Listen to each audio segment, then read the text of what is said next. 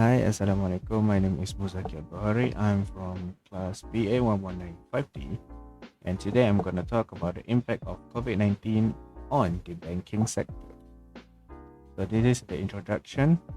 So, we need to know that ethic refers to a person, personality, or custom. Moral is a term used to describe things that are right and accepted by society. Connected with moral evaluation is the rightness or wrongness of an action in a portion of it. So now let's talk the impact of COVID-19 on the banking sector. On March 18, 2020, the Malaysia government issued the Movement Control Order (MCO) as a precautionary step against the COVID-19 pandemic. Except for infrastructure services, supermarkets, wet market, and multifunctional stores selling ordinary commodities, the lockdown has led to the closure of all sectors. The whole national economy has been plainly evidenced by a significant increase in unemployment, and many enterprises and people have lost their incomes. The MCO continuation was controlled by a conditional movement control order, or we call it CMCO, issue on 4 May 2020, followed by a recovery movement control order RMCO issue from 10 June to 31st August 2020. The impact of COVID-19 on banking ethics is in this context. At a time when global depression is unavoidable, people from the world corporate community have responded to the demand for assistance and have joined hands to offer assistance at a time when they themselves are dealing with the full impact of the pandemic. Providing security to its employees and customers, as well as implementing low-touch contemporary business operation, has become a top focus for most businesses, including the Republic Financial Holding Group.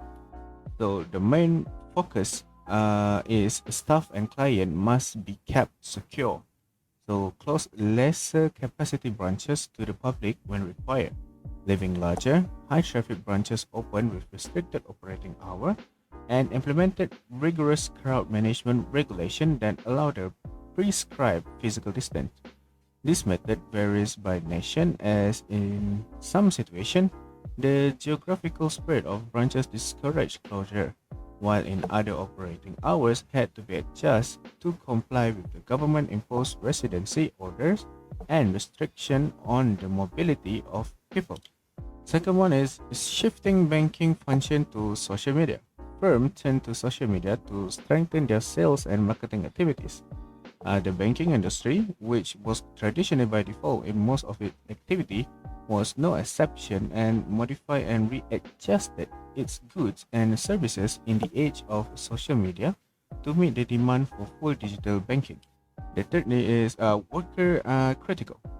So although social isolation and quarantine have become a new reality for many people around the world, workers have been forced to return to work every day, and their new normal has quickly been tracking along one's busy street to report on their duties to ensure that essential services remain on track.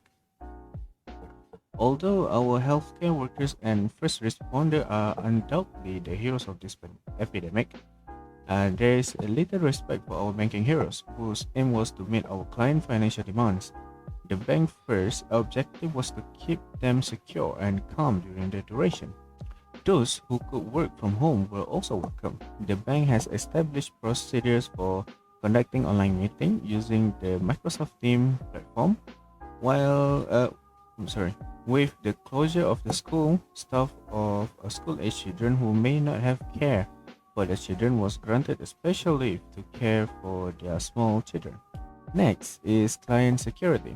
With the majority, if not all, of the region participating in various sort of government mandate lockdown, it was evident that our client would suffer unthinkable financial danger. The company executive management has begun thinking about action that would help client over time. It has been able to reduce interest rate on loan and implement short-term drops in credit card interest rate, thanks to monetary measure by central bank in the majority of areas. We reduce merchant commission and halt late and over limit penalties on loan and credit cards. The most essential action, however, was the imposition of moratorium on principal and interest payment on all loans.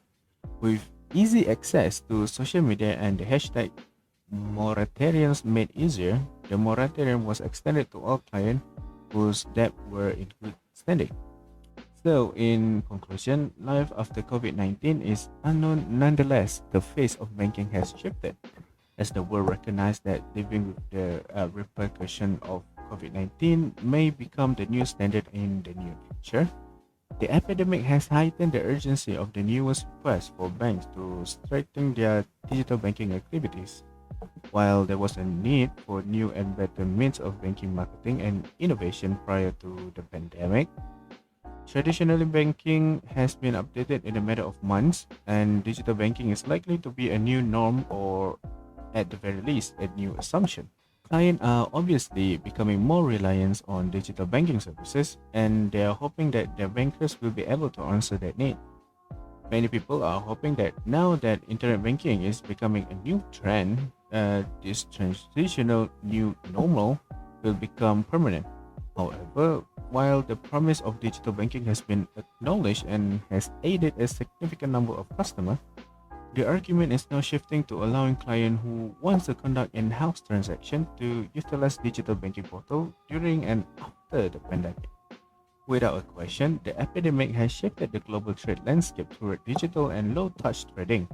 It has emphasized our banking public's dependency on in-person visits and physical contact, but it has also proved that with behavioral change, the true promise of digital banking interaction can be achieved.